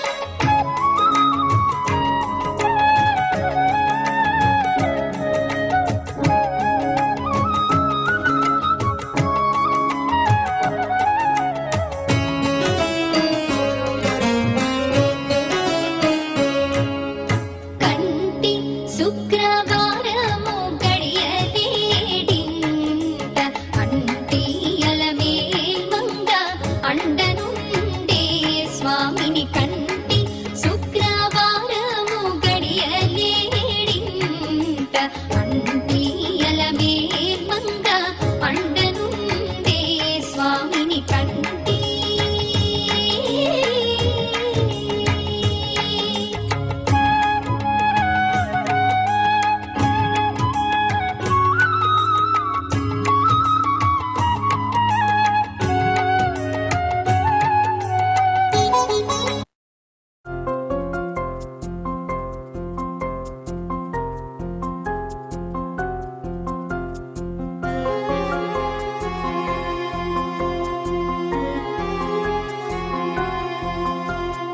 శ్రీనివాస గోవింద శ్రీ వెంకటేశ గోవింద శ్రీనివాస గోవింద శ్రీ వెంకటేశ గోవింద తిరుపతి వాస గోవింద తిరుమలి వాస గోవింద తిరుపతి వాస గోవింద తిరుమలి వాస Govinda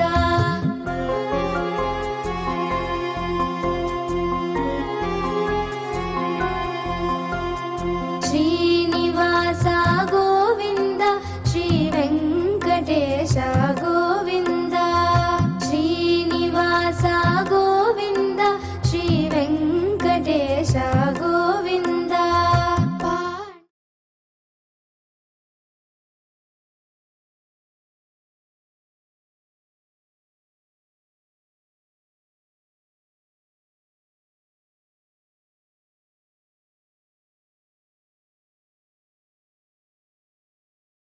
Greater signs of life can be realized with a greater ability to visualize.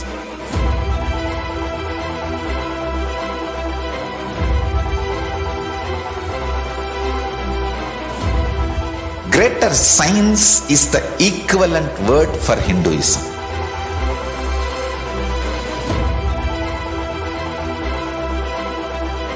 When you understand the greater signs of life, greater courage, more possibility, more fearlessness, more joy, more bliss.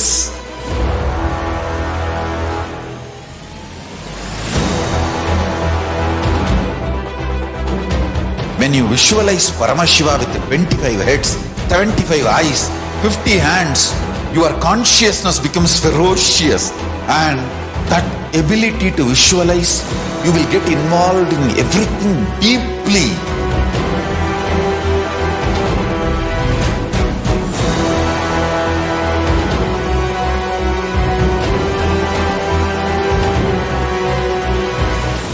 Involved people are the most delicious, most sweet, most beautiful, most juiciest beings of planet Earth.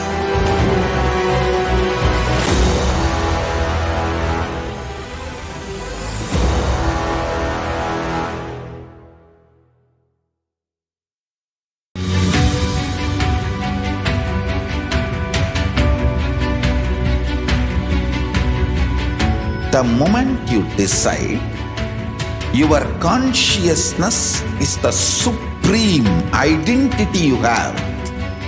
You will not empower your depression, your frustration,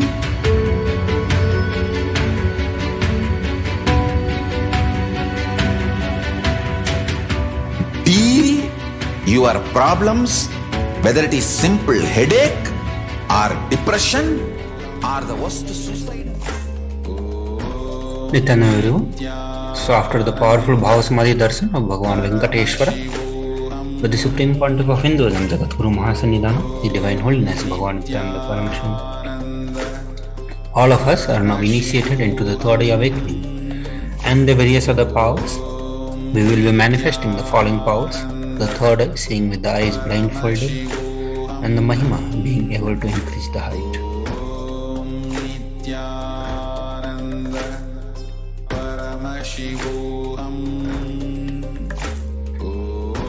With the grace and blessings of Swamiji and the powerful Diksha that all of us received during the Bhava Samadhi Darshan, all the powerful cognitions, powerful conclusions, life positivity are now awakened in our consciousness. Manifestation of these extraordinary Shaktis map all of the powerful cognitions into our consciousness, every ultimate truth. Mapped into our consciousness manifest as possibility and the power of every being. So now we'll get ready to the power of blindfold reading. So please get ready with the eye band or opaque cloth, pen and paper, and time-stamp camera.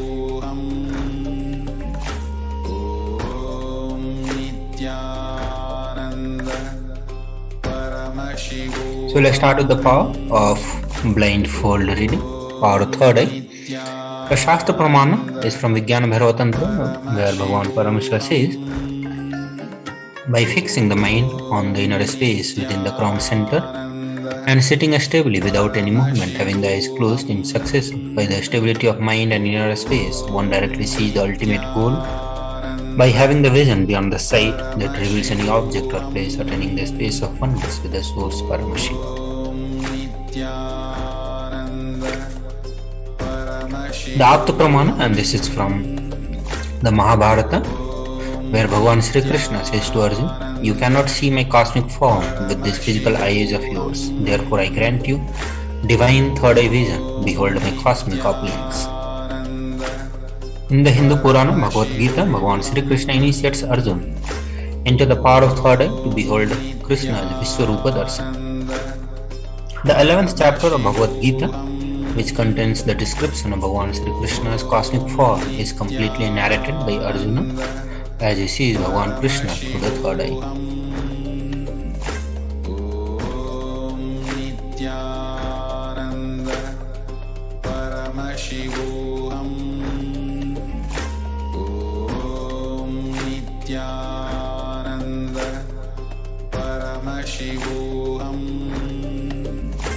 The Sakshi Pramana, this rare sacred science of third eye awakening, is being made available to humanity for their ultimate enrichment and the conscious evolution by Supreme Pontiff of Hinduism, Bhagavan Nithyananda Paramashivam,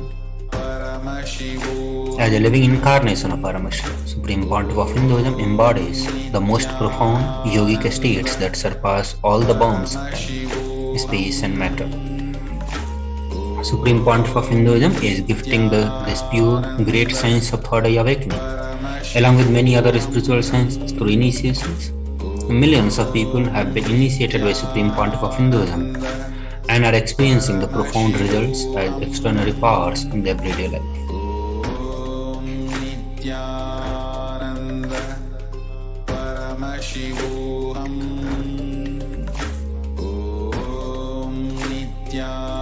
So please close your eyes and blindfold yourself with eye band or opaque cloth. So now I'll be projecting one picture for all of you to scan and manifest the power of third eye. So please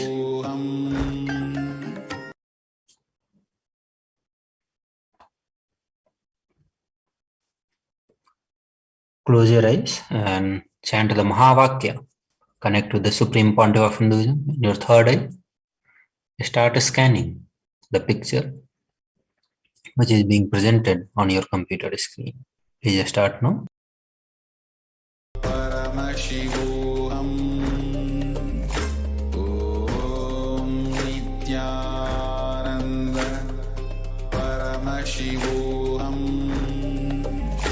Om Nithyananda Paramashivoham Om Nithyananda Paramashivoham Om Nithyananda Paramashivoham Om Nithyananda Paramashivoham Om Nithyananda Paramashivoham Om Nithyananda Paramashivoham Om Nithyananda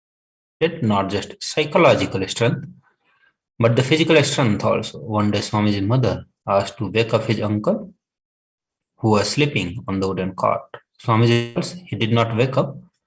I just tumbled the 200-pound teakwood cot. He's rolling, and actually he got up and ran away, thinking that some earthquake has happened. He further says that you can never imagine a cot tumbling. A chair tumbling is okay, cot tumbling. And now still I remember the scene. He thought that some earthquake happened and he ran.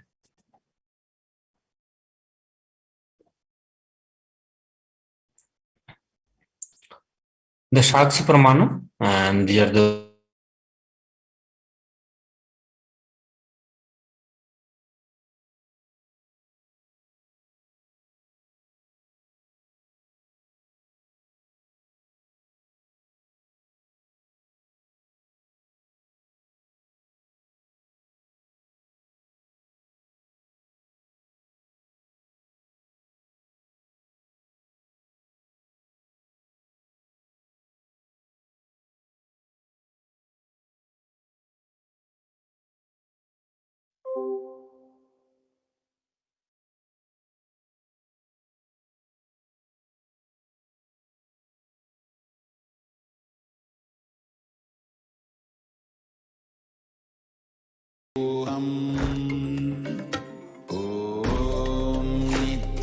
Nithyananda Paramashivoham.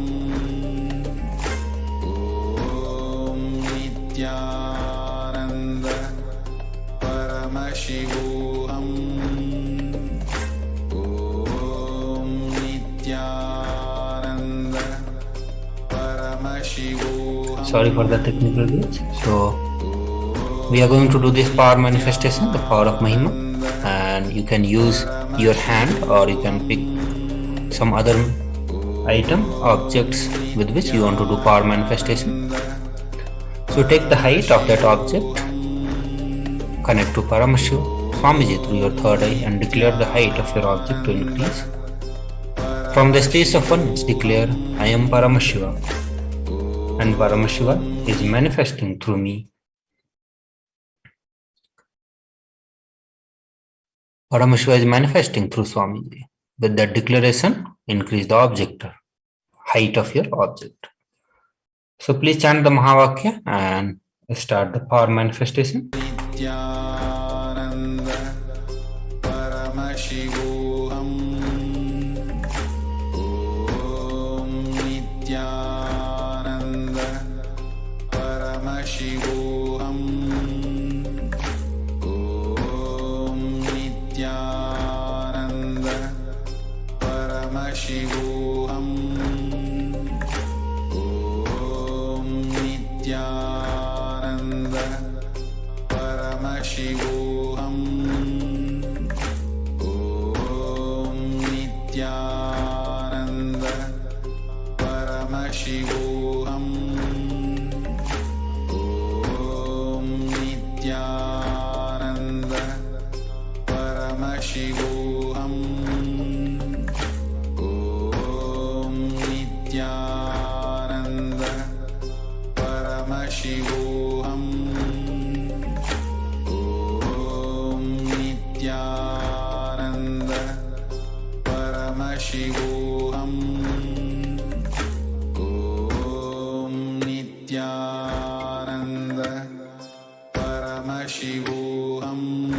Om Nithyananda Paramashivoham. Om Nithyananda Paramashivoham. Om Nithyananda Paramashivoham. Om Nithyananda Paramashivoham. Om Nithyananda Paramashivoham. Om Nithyananda Paramashivoham. Om Nithyananda Nithyananda Paramashivoham.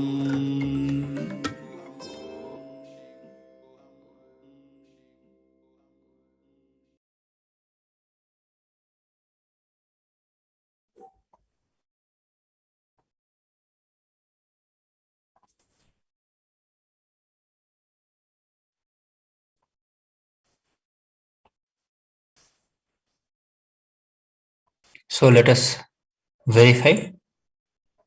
Please remeasure the height of your finger and click a picture of the object after the manifestation of Mahima and compare the previous height with the current height. Any change in this indicates you are successful for manifestation.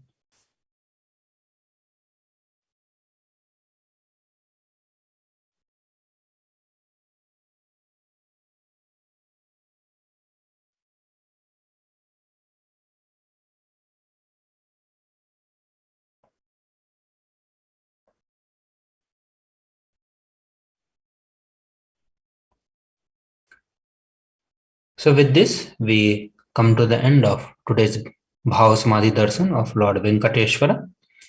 We'll end the segment with the Purna Mantra, requesting all the viewers to sit straight and chant the Purna Mantra along with us. Om Purnamadah Purnamidam Purnat Purnamudachyate Purnasya Purnamadhaya Purnameva Vashishyate. Om Shanti Shanti Shanti Hari Om Tat Sat Sarvam Bhagavat Shri Nithyananda Paramashiva Padukarpanamastu. Om Nithyanandam. Nithyanandam everyone. Thank you for being with us. Nithyanandam.